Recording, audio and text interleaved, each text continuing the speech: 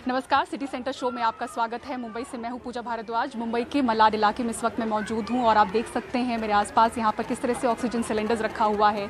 यहां पे वॉलंटियर्स हैं। तो ये जो लोग हैं ये कोई सरकारी कर्मचारी नहीं हैं, ये यहाँ के आम नागरिक हैं जो यहाँ पर सड़कों पर निकले हैं लोगों की मदद के लिए। किस तरह से ऑक्सीजन की कमी है, आपको बता दें कि मुंबई में अगर रोज़ाना देखें तो 235 मीट्रिक टन ऑक्सीजन की खपत है और जितना पहुँच पा रहा है मुंबई के पास उसके लिए कमी भी हो रही है। अगर आप देखें 2 दिन पहले ही मुंबई के 168 ऐसे मरीज थे बीएमसी हॉस्पिटल्स के जिनको शिफ्ट किया गया जंबो हॉस्पिटल्स में क्योंकि ऑक्सीजन की कमी थी और इस बात की पुष्टि खुद बीएमसी ने कर दी। तो ऑक्सीजन की कितनी बड़ी किल्लत है उसके दौरान आप देखें कि आम नागरिक किस तरह से सड़कों पर हैं। और मेरे साथ इस वक्त शहनवाज शेख हैं जिनकी पहचान मैं आपको बता दूं कि पिछले महामारी के दौरान इन्होंने एक हादसा देखा था। इनके दोस्त की जो पत्नी है ऑक्सीजन की कमी की वजह से ऑटो रिक्शा में उनकी जान चली गई थी और उसके बाद इन्होंने नौकरी छोड़कर अपनी कई कीमती चीज़ें बेचकर इन्होंने ऑक्सीजन का सिलेंडर लेकर लोगों को ढूंढना शुरू किया कि किन्हें ऑक्सीजन की ज़रूरत है। बहुत नेक काम कर रहे हैं आप, शुक्रिया हमसे जुड़ने के लिए।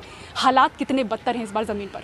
और देखिए मैडम, हालात बहुत ज़्यादा बदतर हैं। पिछले साल से अगर हम कंपेयर करेंगे तो पहले अगर हमें दिन में 50 कॉल आते थे तो अभी 500 कॉल आ रहे हैं। 500 कॉल्स एक दिन में आपको ऑक्सीजन के लिए आ रहे हैं? जी, और उससे ज़्यादा ही मैं कहूँगा। ये वॉर रूम इसलिए हमने बनाया क्योंकि हमने जब देखा कि बीएमसी का वॉर रूम से काम नहीं हो पा रहा है तो हमने सोचा कि हम अपनी एक वॉर रूम बनाएंगे। हॉस्पिटल का डेटा है और वॉर रूम के डेटा है, हर एक वॉर रूम का नंबर है हमारे पास में और एम्बुलेंस का नंबर है। 24 वार्ड हैं बीएमसी के मुंबई में, वो सारे वार्ड की डिटेल्स आपके पास? सारी डिटेल्स है हमारे पास। अगर हमें कोई कॉल आता है कि किसी को बेड अरेंज नहीं हो रहा तो हम लोग पहले वॉर रूम से कांटेक्ट करते हैं। अगर वॉर रूम से अरेंज हो जाता तो ठीक है, नहीं होता है फिर हम लोग प्राइवेट हॉस्पिटल्स में कांटेक्ट करते हैं कि आपके पास में अगर कोई बेड अवेलेबल है तो हमें कराइए, हमें अर्जेंट मतलब कोई मरीज को। ऑक्सीजन के साथ साथ बेड, वेंटिलेटर, आईसीयू बेड जो भी उनके साथ आप कोऑर्डिनेट कर रहे हैं। मतलब जिस तरीके से हम लोग हेल्प कर सकते हैं हम कोशिश कर रहे हैं लोगों की मदद करें। तो अकेले ही आप देखें शहनवाज शेख, बहुत बहुत शुक्रिया शहनवाज बात करने के लिए, जुड़ने के लिए हमारे साथ। तो किस तरह से एक वॉर रूम यहाँ पर इन्होंने खुद ही तैयार किया है और ज़मीन पर लोगों की मदद के लिए जैसे भी हो सकता है, जितना भी हो सकता है मुमकिन ये करने की कोशिश कर रहे हैं। और न सिर्फ ऑक्सीजन, इनके पास आईसीयू, वेंटिलेटर, बेड्स, एम्बुलेंस, हर चीज़ की मांग पहुँच रही है, मदद पहुँच रही है। और वहाँ पर सोशल मीडिया के ज़रिए ज़्यादातर कॉल्स इनके पास आते हैं, बता रहे हैं कि जैसे पहले 50 कॉल्स आते थे तो अब 500 कॉल्स आ रहे हैं। तो हालात इतने बदतर हैं इस बार। चलिए बढ़ते हैं आगे, बात दिल्ली की करते हैं।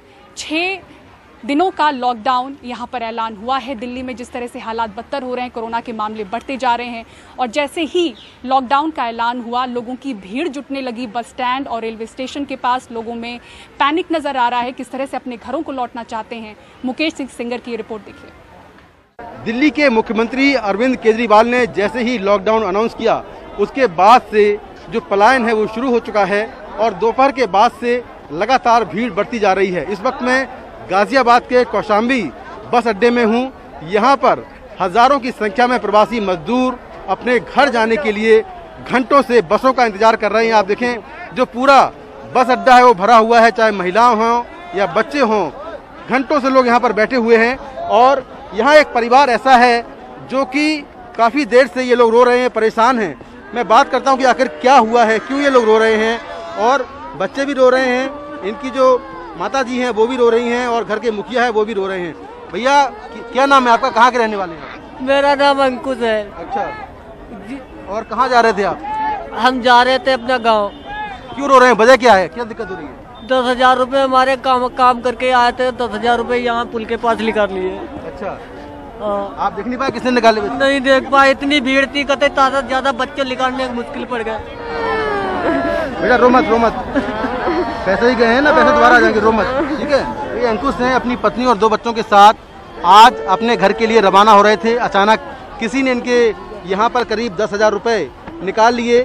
अब इनके पास घर जाने के लिए पैसे नहीं हैं। पूरा परिवार जो गाजियाबाद का कौशाम्बी बस अड्डा है यहाँ पर रो रहा है क्योंकि घर जाने के लिए भी पैसे नहीं हैं। बच्चे भी रो रहे हैं कि आखिर घर कैसे जाएंगे। कुछ लोगों ने इनकी कुछ हेल्प की है, कुछ पैसे दिए हैं, लेकिन यहाँ पर आप देखें कि किस तरह से परेशानियाँ लोगों की हैं। लोगों की ये शिकायत है कि टैक्सी वाले, बस वाले और जो ऑटो वाले हैं वो बहुत ज़्यादा किराया मांग रहे हैं। हालत ये है कि लोग बसों की छतों पर बैठे हुए हैं। सामने देखिए कि जो बसें खड़ी हुई हैं, बसों की छतों पर लोग सवार हैं। बहुत सारे ऐसे मजदूर हैं जो कि पूरा सामान अपने सिर पर लादे हुए हैं और घंटों से सड़कों पर यूं ही खड़े हैं, लेकिन बसेस नहीं मिल रही हैं। जो प्राइवेट बस वाले हैं वो किराया बहुत ज़्यादा मांग रहे हैं तो कब से खड़े हो यहाँ पर? बस नहीं मिल रही है? बहुत 2 घंटे से खड़े हैं, बस नहीं मिल रही है? नहीं मिल रहा बस। क्या खाएंगे क्या रहेंगे, किराए के घर में रह रहे हैं हम लोग। तो बस का वेट कर रहे हैं आप लोग? हाँ जी बिल्कुल। तो यहाँ देखिए कि लोग परिवार के साथ हैं और इस तरह से बसें जो हैं वो भर के जा रही हैं, पूरी बसें भर के जा रही हैं। और यहाँ पर जो बसेस हैं उनमें छतों पर लोग सवार हैं और इसी तरह से लोग लगातार रवाना हो रहे हैं, जान जोखिम में डालकर बसों की छतों पर बैठे हुए हैं। और ये नज़ारा लगातार आपको देखिए कि पूरे आनंद विहार बस अड्डे के आसपास तमाम जगहों पर आपको यही नज़ारा नजर आएगा कि बसों की छतों पर लोग सवार हैं और मुश्किल हालात में लोग यहाँ से रवाना हो रहे हैं। और अभी फ़िलहाल प्रवासी मजदूरों की संख्या लगातार बढ़ती जा रही है। नई दिल्ली से कैमरामैन एन रवि के साथ मैं मुकेश सिंह, NDTV इंडिया। ये मुंबई का मशहूर इनऑर्बिट मॉल है। आप देख सकते हैं कि हर तरफ किस तरह से अंधेरा है, मॉल्स बंद हैं और इसी तरह का कुछ नज़ारा दिल्ली में भी अब देखने मिल रहा है, क्योंकि आज दिल्ली सरकार ने 6 दिनों का लॉकडाउन ऐलान किया है। आज रात 10 बजे से सोमवार सुबह 5 बजे तक दिल्ली में लॉकडाउन रहेगा। इस दौरान क्या कुछ खुला रहेगा, बंद रहेगा, ये हमारे सहयोगी शरद शर्मा अपनी इस रिपोर्ट में बता रहे हैं। साथ ही बता रहे हैं कि 1 साल के बाद जब ये लॉकडाउन लौटा है तो आम लोग क्या कह रहे हैं, देखिए। आज सुबह 11 बजे मेरी और LG साहब की मीटिंग हुई। दिल्ली का हेल्थ सिस्टम बड़ी मात्रा में और अधिक पेशेंट्स अब लेने में असमर्थ है। अगर हमने अभी लॉकडाउन नहीं लगाया तो कहीं ऐसा ना हो कि बड़ी त्रासदी हो जाए। तो आज रात को 10 बजे से अगले सोमवार को सुबह 5 बजे तक 6 दिन के लिए दिल्ली में लॉकडाउन लगाया जाएगा। तो दिल्ली अब दूसरे लॉकडाउन का सामना करने जा रही है। फिलहाल ये 6 दिन का ही है। सोमवार 19 अप्रैल की रात से लेकर सोमवार 26 अप्रैल की सुबह तक। इस दौरान फल, सब्जी, दूध, दवा समेत सभी जरूरी चीजों और सेवाओं की सप्लाई बदस्तूर चलती रहेगी। केंद्र सरकार के दफ्तर खुलेंगे।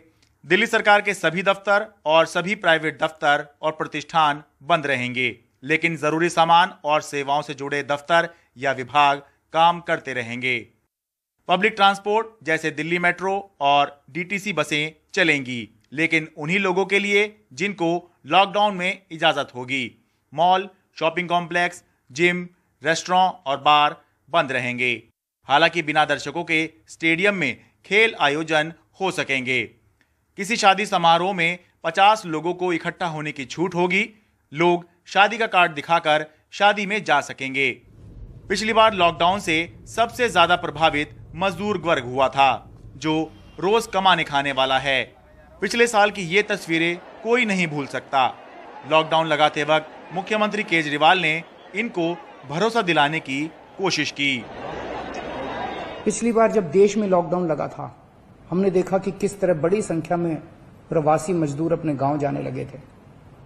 उनसे मैं खास तौर से हाथ जोड़ के अपील करना चाहता हूं, ये छोटा सा लॉकडाउन है, 6 दिन का। दिल्ली छोड़ के मत जाइएगा। आपके आने जाने में इतना समय खराब हो जाएगा, इतना पैसा खराब हो जाएगा, इतनी ऊर्जा खराब होती है। दिल्ली में रहिए। मुझे उम्मीद है कि ये छोटा लॉकडाउन और छोटा ही रहेगा। मुझे पूरी उम्मीद है कि शायद बढ़ाने की जरूरत ना पड़े। आप दिल्ली में रहिए।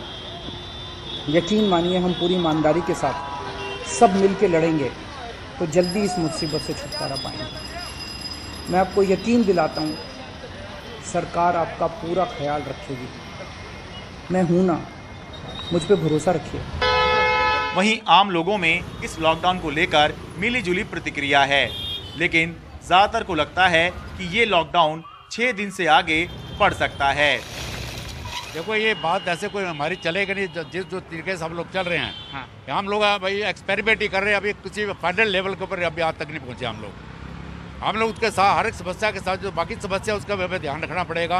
हाँ। लोगों को खाने पीने का, लेबर का, कहाँ खाना है, कहाँ पीना है। और सभी व्यापारी वर्ग ने फैसला लिया है कि ये लॉकडाउन अवश्य है। हाँ। और हमने व्यापारी वर्ग को कहा, जो गरीब तबके के आपके यहाँ एम्प्लॉय काम कर रहे हैं, जो लोग काम कर रहे हैं, उनको तनख्वाह एडवांस कहते हैं तो एडवांस दें, उनको इस समय आप मदद करें। उम्मीद सबकी यही है कि इससे केस नीचे आएंगे। ठीक है। और जो आने भी चाहिए, लोग अपने अपने घरों में रहेंगे, एक दूसरे से कम मिलेंगे, सोशल डिस्टेंसिंग होगी तो उससे कुछ ना कुछ फर्क जरूर पड़ेगा। सबके लिए भलाई के लिए अच्छा है सर। घर में जितना रहेंगे बढ़िया रहेगा। कोरोना काल के अंदर तो इस वक्त तो आपको पता ही है। लग रहा है 6 दिन का लॉकडाउन है या आगे बढ़ सकता है? क्या लग रहा है आपको? उम्मीद तो है आगे बढ़ जाए। लग रहा आगे बढ़ेगा? 6 दिन में काम नहीं निपटा, जैसे कंडीशन चल रही है तो बढ़ना ही चाहिए। इस बात के कोई पुख्ता प्रमाण मौजूद नहीं है कि लॉकडाउन लगाने से कोरोना खत्म हो जाता है या कोरोना की फैलने की गति कम हो जाती है। कोरोना की शुरुआत में ही पूरे देश में लॉकडाउन लगा दिया गया था। पूरे देश को जब घरों के अंदर बंद कर दिया गया था तब भी कोरोना के फैलने की गति लगातार बढ़ती ही रही थी। लेकिन ये भी सच है कि जब सरकारों के पास कोरोना संक्रमण को रोकने के लिए और कोई तरीका नहीं बचता तो वो लॉकडाउन ही लगा दिया करती हैं। दिल्ली से अपने कैमरा सहयोगी मोहम्मद मुरसलीन के साथ मैं Sharad Sharma, NDTV India. Non covid मरीजों की भी हालत किस तरह से हो रही है बदतर, इस पर विस्तार से रिपोर्ट आपको दिखाएंगे। आगे देखते रहिए सिटी सेंटर शो।